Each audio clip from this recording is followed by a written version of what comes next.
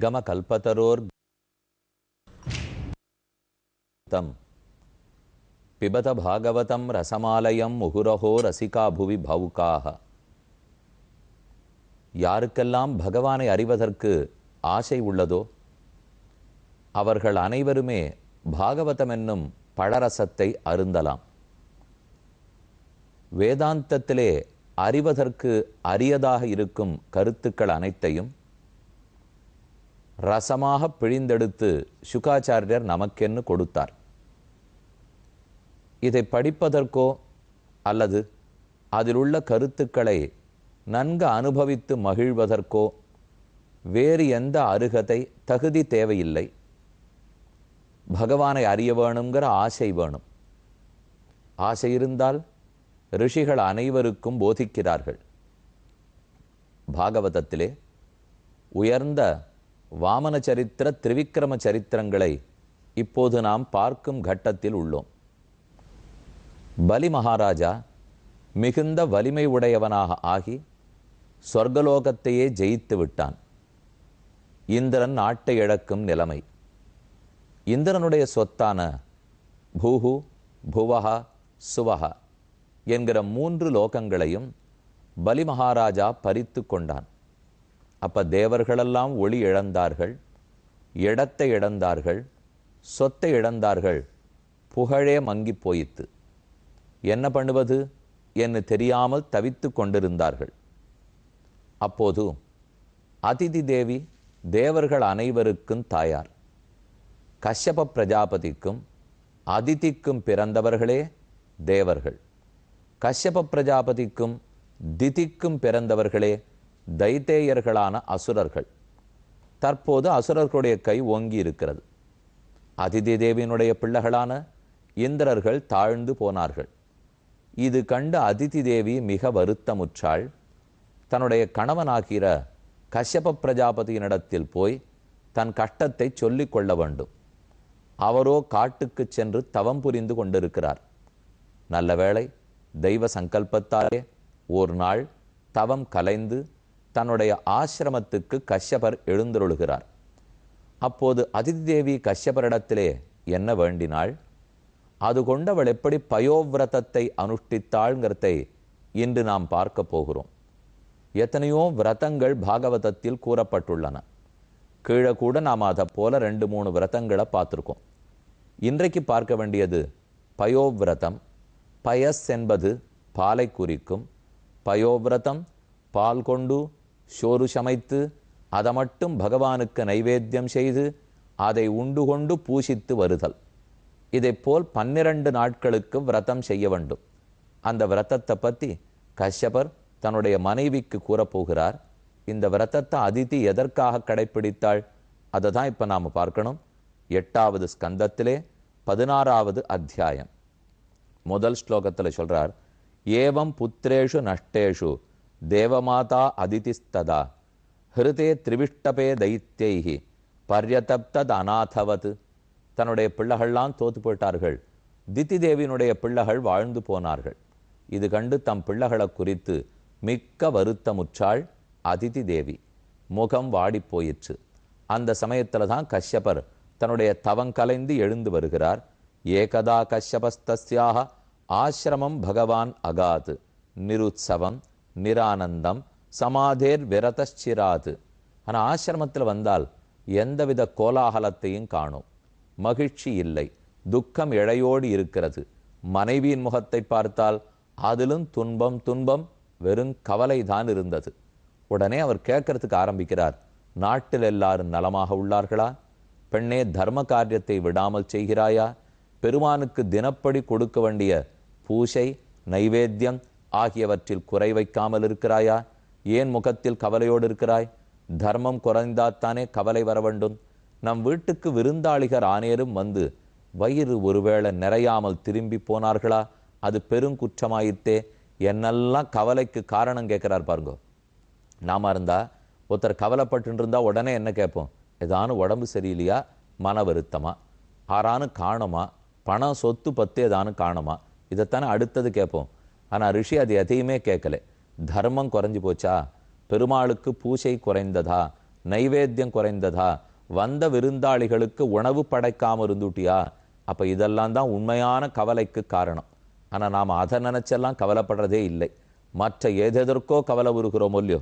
கேட்கிறார், அப்பியபத்ரம் ந விப்ராணாம் பத்ரேலோகே அதுநாகதம் சபத்னீம் தீனவதனாம் கிருதாசன பரிகிரஹ ந தர்மஸ்ய ந லோகஸ்ய மிருத்யோச்சந்தானுவர்த்தினஹ அபிவா அதிதேப்யேத்ய குடும்பாசக்தியா த்வயா கிரகேஷியேஷ்வதிதயஹ நார்ச்சிதாக சலிலைரபி.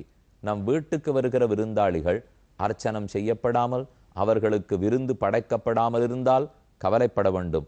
பெண்ணே, உன் முகத்தில் ஏன் கவலை இருக்கிறது? அபி சர்வே குஷலினஸ்தவ புத்ரா மனஸ்வினி. உன்னுடைய எல்லா பிள்ளைகளும் குஷலமா இருக்காளா? எல்லாரும் சௌக்கியமாக இருக்கிறார்களா? நல்ல தாராள மனசு படைத்தவளே, ஏன் கவலையோடு இருக்கிறாய்?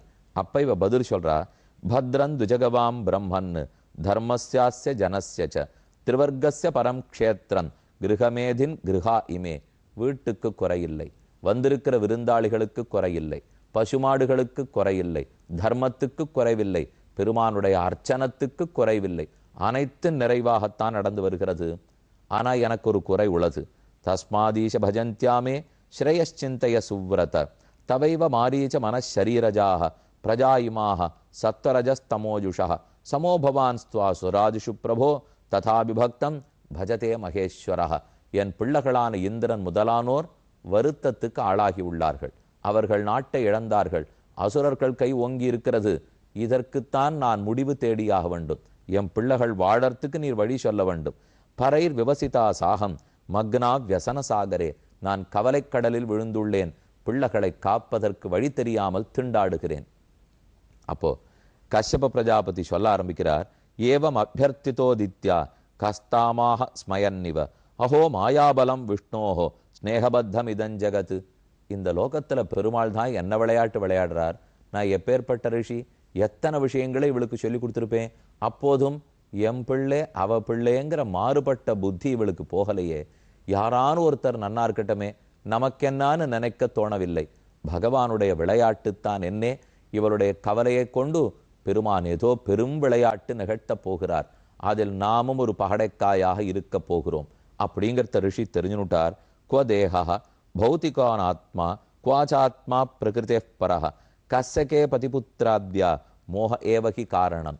பதியாவது பிள்ளையாவது, உன் பிள்ளையாவது அவள் பிள்ளையாவது, நாடாவது அவர்கள் திருடி போனதாவது, அவர்கள் கை ஓங்கி இருக்கிறதாவது, உன் பிள்ளை தாழ்ந்திருக்கிறதாவது, இது இத்தனையும் உடல் தொடர்பாலேன்னு பெண்ணே உனக்கு புரியவில்லையா? ஆத்மாவுக்கு பார்த்தால் சொத்தேது பத்தேது, ஆத்மாவுக்கு மயக்கமேது, இழப்பேது துக்கமேது, ஏதுமில்லை. இது புரிந்து கொள்ளாமல் புத்தர பாசத்தாலே கலங்கி கிடக்கிறாய். சொல்வதற்கேள். ஆனால் அவள் உள்ளத்தில் அது ஏறாமல் போக சரி உனக்கு வழி சொல்லுகிறேன். கேனாகம் விதினா பிரம்மன்னு அதே அத்தியாயத்தில் சொல்றார். உபதிஷ்டஸ்வ புருஷம் பகவந்தன் ஜனார்தனம் சர்வபூத குஹாவாசம் வாசுதேவம் ஜகத்குரும். ஜகத்துக்கே குருவாய் உலகத்தை படைத்து காத்து அழிப்பவனான் எம்பெருமான் ஸ்ரீமன் நாராயணன். அவன் திருவுள்ளம் சந்தோஷப்படுற அளவுக்கு நீ விரதத்தை அனுஷ்டிக்க வேண்டும், நீ பூஜை செய்ய வேண்டும், ஆராதிக்க வேண்டும். அதை செய்தாயென்னால் பெருமாள் திருப்திப்படுகிறார். நீ கேட்ட அத்தனையும் கொடுப்பார். உன் பிள்ளைகளுக்கு வாழ்ச்சி கிட்டும். அமோகா பகவத் பக்தி நேதரேதி மதிர்மம. எப்பவும் பெருமாளுக்கு செய்யப்பட்ட அர்ச்சனமோ அவனிடத்தில் வைக்கப்பட்ட வேண்டுதலோ வீணாகி போனதாக கதை கிடையாது. நீயும் அவனை குறித்து பூசிப்பாய். நீ கேட்டதை பகவானே கொடுப்பார் என்றவர் ஆசீர்வதித்தார். அதித்தி கேட்கிறா, பெருமாளை திருப்திப்படுத்தணும்னு சொல்லிட்டீர், அது எப்படி நீர் தான் சொல்லணும். ஆதிசத்வந்துஜஸ்ரேஷ்ட விதிம் தது உபதாவனம் ஆசுதுஷ்யதி மே தேவா சீதந்தியாக சகபுத்திரகைஹி. என் பிள்ளைகள் நன்னா இருக்கணும், அதுக்கு பெருமாள் அனுகிரகம் வேணும். அவர் அனுகிரகிக்க அவர் உள்ளம் குளிர வேண்டும். அதை நான் எப்படி செய்ய வேணும்னு சொல்லும் என்று கேட்க பயோவிரதத்தை இப்போது விளக்குகிறார். ஏதன்மே பகவான் பிருஷ்டः பிரஜாகாமஸ்ய பத்மஜः யதாஹதே பிரவக்ஷ்யாமி விரதம் கேசவதோஷணம். நான் ஒரு முறை நான்முகன் பிரம்மாவிடத்தில் கேட்டேன். அதாவது கஷ்யபர் பிரம்மாவிடத்தில் கேட்டிருக்காராம், எப்படி லோகத்தை வாழ்விக்க வேணும், பெருமானை எப்படி பூசிக்க வேண்டும், அவருடைய திருவுள்ளம் எப்படி உகக்கும் என்று நான் கேட்டபோது அவர் பயோவிரதம்னு ஒரு விரதத்தை பற்றி எனக்கு கூறினார். அந்த விரதத்தை எப்படி செய்யணும்னு பெண்ணே உனக்கு சொல்றேன். அதை நியமத்தோட நிஷ்டையோட செய்து கொண்டு வந்தால் பெருமானே உனக்கு காட்சி கொடுத்து நீ கேட்டதெல்லாத்தையும் கொடுப்பார். பால்குணஸ்ய அமலே பக்ஷே துவாதசாக பயோவிரதா அர்ச்சையேத் அரவிந்தாட்சம் பக்தியா பரமயான்விதா சினிவால்யாம் மிருதாலிப்ய ஸ்நாயாத்து குரோட விதீர்ணயா. இது ஒரு அழகான கதை சொல்றார்.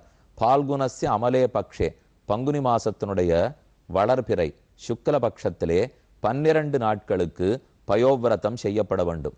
யாரை குறித்து? கமலக்கண்ணன் தாமரைக்கண்ணன் அரவிந்தாட்சன். அரவிந்தாட்சன் தாமரைக்கண்ணனை குறித்தே செய்யப்பட வேண்டும்.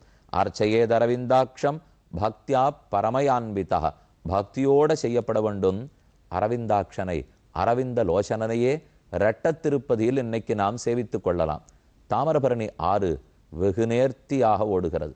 அதனுடைய தெற்கு புறத்தில் 3 திவ்யதேசங்களை சேவிக்கலாம்.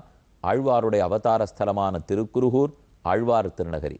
அடுத்து மதுரகவி ஆழ்வாருடைய அவதார ஸ்தலமான திருக்கோளூர், அதுக்கும் அடுத்து தென்திருப்பேரை மகர நெடுங்குழை காதன். இவ்வெம்பெருமான் 3 பேரையும் தாமிரபரணி ஆற்றுக்கு தெற்கு புறத்தே தரிசித்துக் கொள்ளலாம். ஏனைய 6 திவ்யதேசங்கள், மொத்தம் நவதிருப்பதின்னு கேள்விப்பட்டிருக்க முடியும், மற்ற 6 திவ்யதேசங்களையும் தாமிரபரணி ஆற்றின் வடக்கு புறத்தே சேவித்துக் கொள்ளுகிறோம். அதுல ஒரு முக்கியமான திவ்யதேசம் ரெட்ட திருப்பதி, திருத்தொலைவெல்லிமங்கலம் என்று வழங்கப்படும் திவ்யதேசம். அதுக்கு ஏன் ரெட்ட திருப்பதின்னு பேர்னால் 2 எம்பெருமான்களாக நமக்கு காட்சி கொடுக்கிறார்கள். ஒருத்தர் அரவிந்தலோசனன் வடக்கு புறத்தே எழுந்துருளி இருக்கிறார், மற்றொருத்தர் தேவர்பிரான் தெற்கு புறத்தே எழுந்துருளி இருக்கிறார்.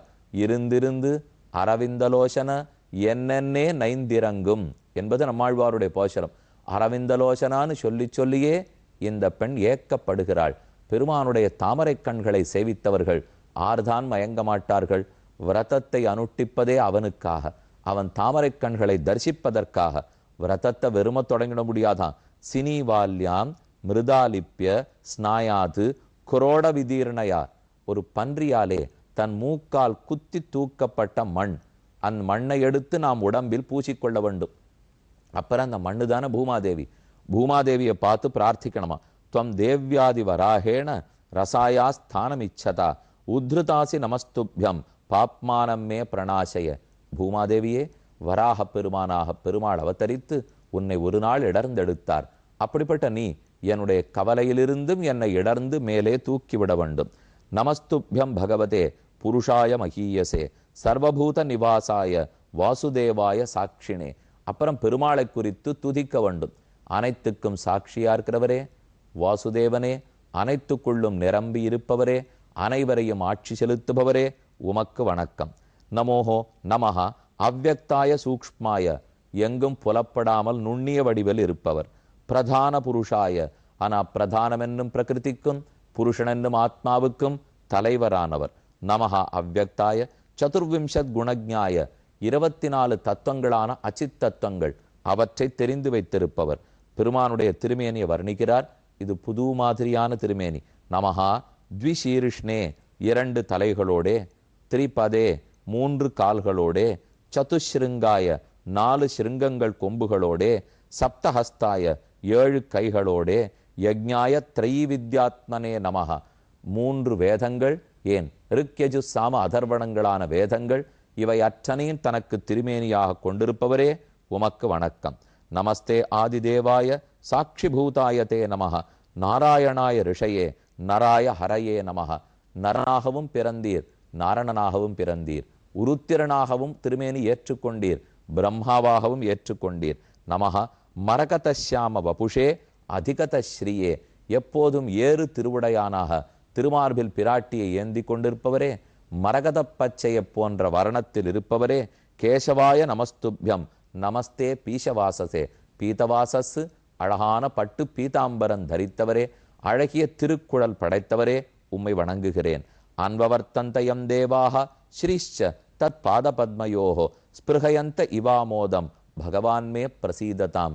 பகவன், நீர் ஸ்ரீதேவிக்கு அருள் புரிந்திருக்கிறீர், கஷ்டப்பட்ட தேவர்களுக்கெல்லாம் அருள் புரிந்திருக்கிறீர். இப்போது நான் கஷ்டத்தில் உள்ளேன், தேவரீர் எனக்கு அருள் புரிய வேண்டும் என்று சொல்லி பெருமானுக்கு நிரம்ப அர்ச்சனை பண்ண வேண்டும். இப்போ அடுத்த சில ஸ்லோகங்களாலே பெருமானை பூசிக்க வேண்டிய கிரமம் என்ன, எப்படி ஆராதிக்க வேண்டும், அந்த ஆராதனத்தின் போது நம் உள்ளத்தில் எப்படி அன்பு பெருக வேண்டும், நைவேத்தியம் எப்படி பண்ணணும், அது அப்புறம் எப்படி வச்சுன்னு சாப்பிடணும், எப்படி அதிதிகளை பூஜிக்க வேண்டும், அது அத்தனையும் பயோவிரதத்தினுடைய ஒரு பகுதியாக கூறுகிறார். இது ரொம்ப முக்கியமாக நாம் தெரிஞ்சுக்க வேண்டியது. இப்போ நாம் விரதம் இருக்க போகிறோம் இல்லைங்கிறது வேறு. தினமுமே பெருமாள் ஆராதிக்கிறோம், பூசிக்க வேண்டும். அந்த சமயத்தில் எப்படி பூசிக்கணுங்கிறதை அதிதி தேவிக்கு கஷ்யப பிரஜாபதி கூறப்போகிறார். காத்திருந்து கேட்போம்.